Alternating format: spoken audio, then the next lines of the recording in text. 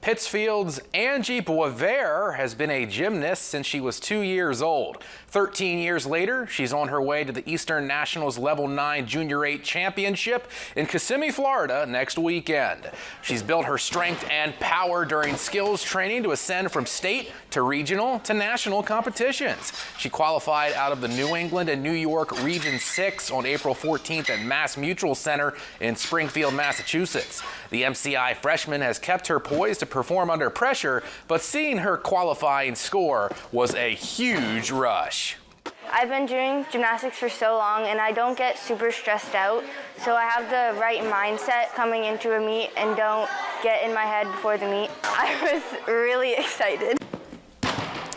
Angie has trained at Extreme Gymnastics in Palmyra since her family moved from Sanford in 2019. She'll be joined by her coach, Ashley Lawyerson, and gym owner Shannon Grant, along with her cheering section in Florida. She's also competed in Ninja Warrior Worlds in New Mexico. Wow. Congrats, Angie, and good luck.